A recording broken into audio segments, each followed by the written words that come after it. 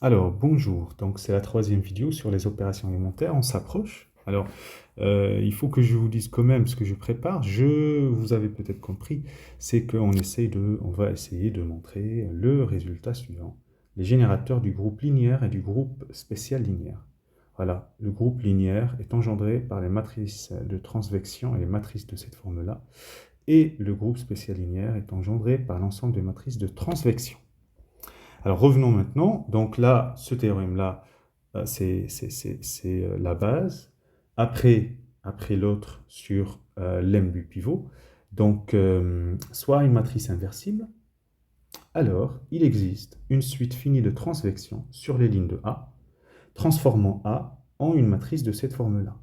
Voilà, les éléments sur la diagonale comme ça, et c'est une matrice diagonale.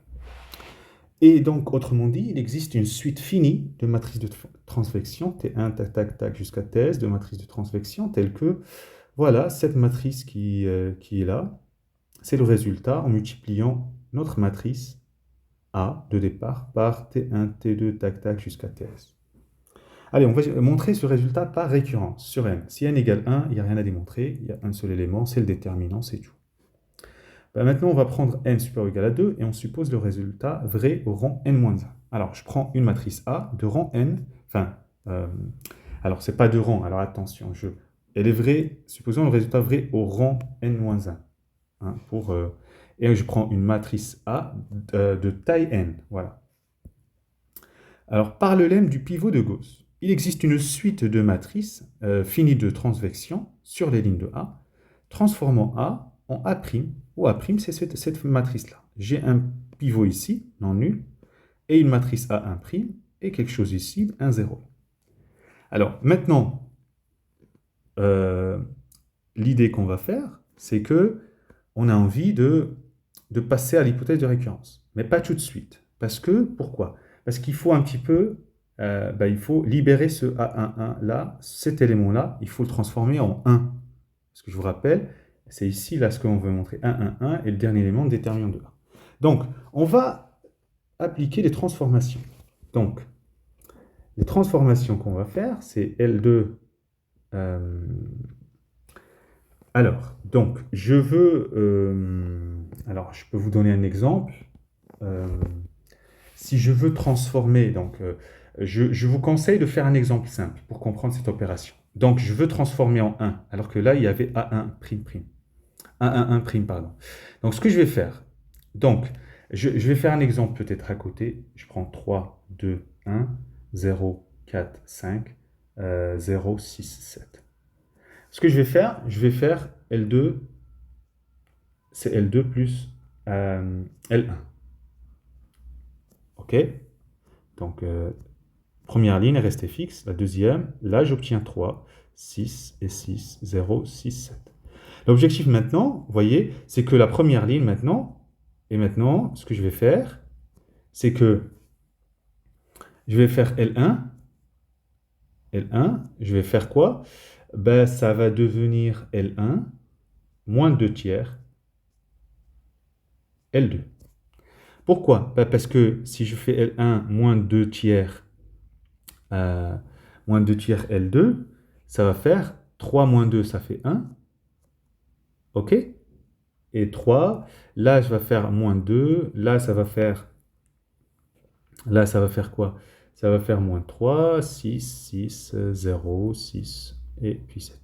Et maintenant, la dernière opération, je veux éliminer le 3 qui est sous le 1. Ce que je vais faire L2 devient L2 moins 3L1. Voilà. Et donc, 0, 0. Et on s'en fout du reste. Là, j'ai une matrice. Là, j'ai des éléments. Voilà, bref, c'est ce qu'on a fait. Donc, on fait la première étape. On remplit la ligne 2. L'élément 0 là, il faut qu'il soit non nul. Celui-là. Donc, je fais L2 devient L2 plus L1. Et puis, L1, ça va être L1 plus 1 moins A11' sur A1' L2. Puisque L2, elle a pris le premier élément, A11', donc ça, avec ça, vous allez voir, le premier élément se simplifie. Et donc, ça permet de récupérer le 1 en faisant ça avec ça, quoi, il y a un A1' là, avec moins ça fait 0 et il reste que le 1. Et puis à la fin, on fait L2, c'est L2 moins A11 prime fois, fois L1. Donc, voilà, c'est pas simple. Donc, ça va transformer A' en A seconde, où je vais avoir 1, A étoile ici, quelque chose, 0, et A1 seconde.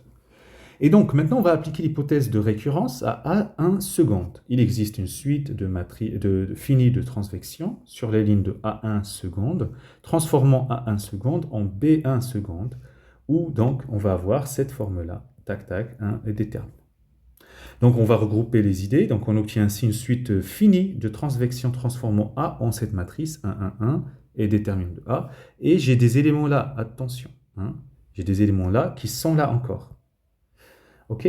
Donc, comment on va faire? Ben, on nettoie la première ligne à l'aide des transvections suivantes. Donc, ce qu'on va faire, ben, L1, ça va être L1 moins l'élément à la position correspondante fois L2, moins étoile L2. L1 devient L1 moins étoile L3. Et comme c'est des éléments sur la diagonale, il va y avoir seulement l'élément qui va s'enlever.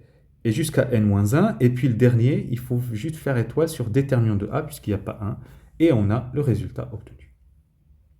Voilà, donc maintenant notre résultat, c'est générateur du groupe linéaire, voilà, GLN de K est engendré par l'ensemble des matrices de transvection et des matrices de la forme diagonale 1, 1, 1, alpha, alpha non nul, SLN de K engendré par l'ensemble des matrices de transvection. Petit 1, bah, en fait c'est le théorème précédent.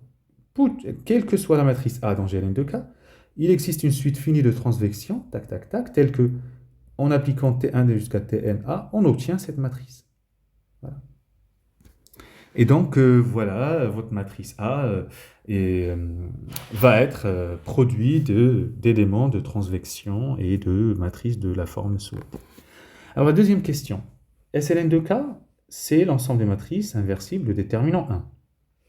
Alors, je prends M inversible. Par petit 1, il existe une suite finie de transvection, telle que, tac, tac, tac, égale T1 fois M. Alors, M dans SLN de K, j'ai oublié le L, SLN de K, si seulement si, donc il faut que le déterminant égale 1. Donc, regardez, T1, ça, il faut que ça soit IN. Pour que ça soit IN, il faut que ce déterminant, ben non, ce déterminant, c'est égal à 1 parce que dans SLN de K, et donc ça, à droite, c'est égal à l'identité, ça veut dire que M, c'est la matrice inverse de ce produit. Les transvections étant toutes inversibles, donc c'est T1-1 fois jusqu'à TS-1. Ou T1-1, ça étant des transvections, et donc on a le résultat souhaité. Alors avant de finir, donc, vous avez la méthode de pivot de Gauss qui permet d'inverser une matrice. Ben, en fait, ce qu'on a fait ici, c'est qu'on a appliqué une matrice, on a appliqué T1, tac, tac, plutôt T1 jusqu'à TS à A, et on l'a transformé en une matrice 1, 1 et déterminant de A. Voilà, déterminant. Si on veut transformer ça en une matrice identité, il faut que le déterminant de A soit, il faut à la place du déterminant de A, qui est 1. Donc, on va effectuer l'opération. On va effectuer l'opération suivante. Donc, regardez, je prends une proposition A inversible. Alors, il existe une suite finie d'opérations élémentaires sur les lignes transformant A en IN. La même suite transforme élémentaire sur les lignes transforme IN en A-1.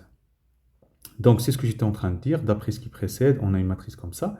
Et là, juste Ln, je la transforme en 1 sur déterminant A, Ln. Ligne N, pardon. Ça donne I. Et on a une suite d'opérations sur les lignes qui transforment A en IN. Et voilà, on la note O1 jusqu'à OS. La suite finie de matrices associées à ces transformations. Donc, OS jusqu'à O1, A, ça fait IN. Et OS jusqu'à O1, IN, ça fait la même matrice. Donc, OS jusqu'à O1, c'est A-1. Et on a le résultat. Voilà, bon courage.